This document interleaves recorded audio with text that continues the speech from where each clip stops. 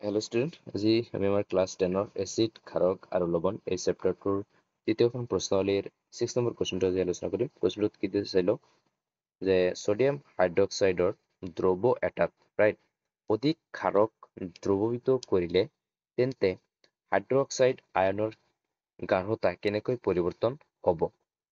চ' আমি ইয়াত প্ৰথমে বুজিম যে ইয়াত যি কৈছে হাইড্ৰক্সাইডৰ কথা, ছডিয়াম হাইড্ৰক্সাইডৰ কথা। চ' ইয়াত ছডিয়াম হাইড্ৰক্সাইডৰ সংগতি হ'ল ছডিয়াম প্লাছ ছডিয়াম OH, ঠিক আছে।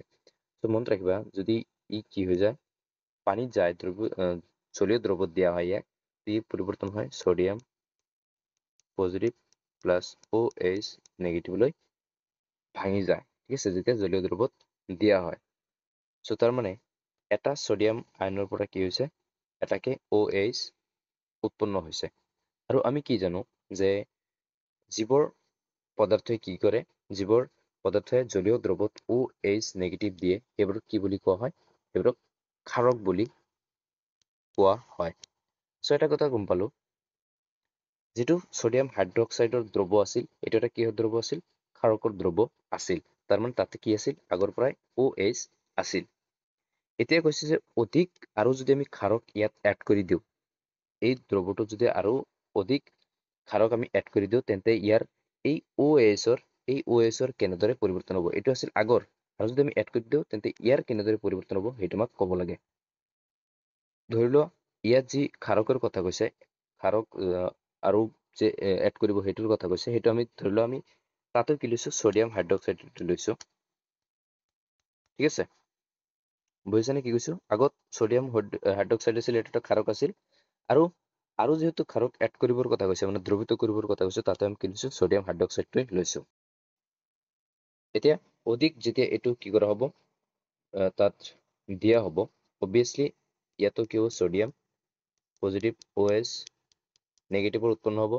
তাৰমানে যিমানকেইটা ছডিয়াম হাইড্ৰক্সাইড ঢালি দিয়া হ'ব তাৰ পৰা এটা এটা কি হ'ব OH নেগেটিভ আয়ন মানে হাইড্ৰক্সাইড আয়ন ওলাই থাকিব, আৰু ইয়াৰ ফলত কি হ'ব তাৰ যিটো সেই দ্ৰৱটোত যিটো OH পৰিমাণ সেইটো বাঢ়ি থাকিব, আৰু ক্ষাৰকৰ যিটো গুণ মানে ক্ষাৰকৰ গুণটো বাঢ়ি থাকিব, কাৰণ তাত কি হৈছে OH উৎপন্ন হৈ আছে। তেতিয়া এনচাৰটো আমি কেনেকে লিখিম চাবা, যে এনচাৰটোত আমি লিখিম ছডিয়াম হাইড্ৰক্সাইডৰ দ্ৰৱণ এটাত, ইয়াত দ্ৰৱণ লিখিবা,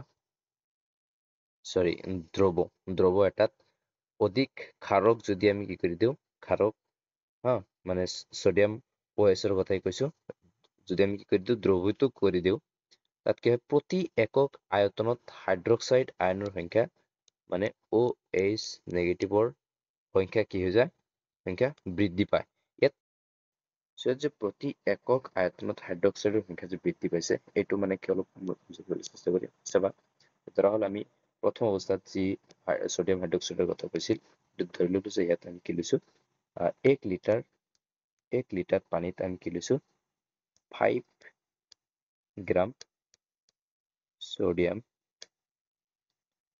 হাইড্ৰক্সাইড কি কৰিছো ইয়াত দ্ৰৱীভূত কৰিছো, আৰু তেতিয়া যি OH পৰিমাণ আছিল সেইটো ধৰি লৈছো কি আমি X বুলি। এতিয়া কি কৰিছো সেই দ্ৰৱটোতে 1 লিটাৰ পানীত থকা সেই দ্ৰৱটোতে আমি কি কৰিছো 10 গ্ৰাম OH কি কৰিছো ইয়াত মানে দ্ৰৱীভূত কৰিছো। প্ৰথমতে আছিল 5 গ্ৰাম, এতিয়া আমি অধিক ছডিয়াম হাইড্ৰক্সাইড মানে ক্ষাৰক এড কৰাৰ ফলত কিমান হৈ গ'ল 10 গ্ৰাম আমি ধৰি লৈছো। এতিয়া ইয়াত OH মানে পৰিমাণ কিমান হ'ব সেইটো আমাক দেখাব লাগে। চ' চাবা ইয়াত যিহেতু কি কৰিছো ছডিয়ামৰ সংখ্যা ডাবল কৰি দিছো, আমি জানো যে এটা ছডিয়ামৰ পৰা এটা OH ওলাইছে, তাৰ মানে ছডিয়াম হাইড্ৰক্সাইডৰ সংখ্যা যদি আমি ইয়াত ডাবল কৰি দিছো, অবভিয়াছলি OH সংখ্যা কি হ'ব ইয়াত ডাবল হৈ যাব, ঠিক আছে। তাৰমানে ইয়াত X আছিল ইয়াত কি হৈ যাব 2X হৈ যাব। এতিয়া চাবা প্ৰতি একক মানে বুজিছানে, ইয়াত কি আছিল 1 লিটাৰ আছিল, ইয়াতো কি আছে 1 লিটাৰ আছে, কিন্তু আমি ছডিয়াম হাইড্ৰক্সাইডৰ সংখ্যা যেতিয়া ইনক্ৰিজ কৰিছো তাৰ লগে লগে আমাৰ কি হৈছে এই হাইড্ৰজেন অক্সাইডৰ সংখ্যাটো কি হৈ গৈছে বাঢ়ি গৈছে। সেইকাৰণে কৈছে প্ৰতি একক আয়তনত কি হৈছে ইয়াৰ হাইড্ৰক্সাইডৰ সংখ্যা বৃদ্ধি পাইছে, ইয়াৰ ফলত হাইড্ৰক্সাইডৰ সংখ্যাৰ গাঢ়তাও কি হৈছে বৃদ্ধি পাইছে ঠিক আছে। চ' এইটো হ'ল এনচাৰ, তোমালোকে লিখি লোৱা ঠিক আছে। Thank U.